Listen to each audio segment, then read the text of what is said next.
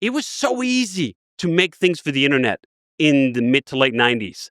How did we lose the sensibilities that allowed us to not just work this way, but get new people into the industry to give them those success experiences that I had adding a freaking blink tag to an HTML page, FTPing a PHP page to an Apache web server without knowing really anything about anything, without knowing anything about frameworks, without knowing anything about setup.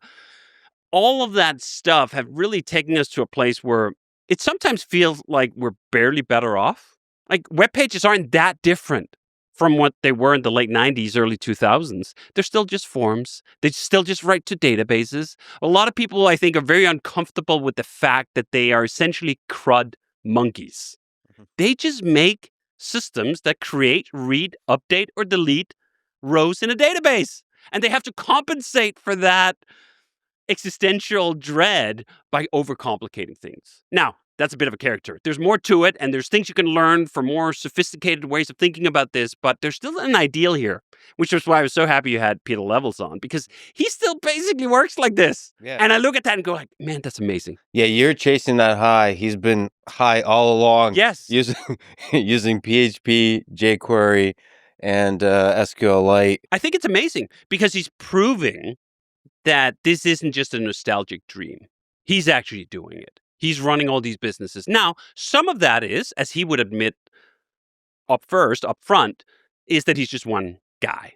And you can do different things when you're just one guy. When you're working in a team, when I started working on a team, when I started working with Jason Fried on Basecamp, we at first didn't use version control together. I used version control for myself, and then I thought, you know what? Designers, they're probably not smart enough to figure out CVS. Yeah. And therefore, I just like, no, you just FTP it up. You just FTP it. I knew they knew how to do FTP. And then after the third time I had overridden their changes, I was like, God damn it. I guess I got to teach Jason CVS to not do that again.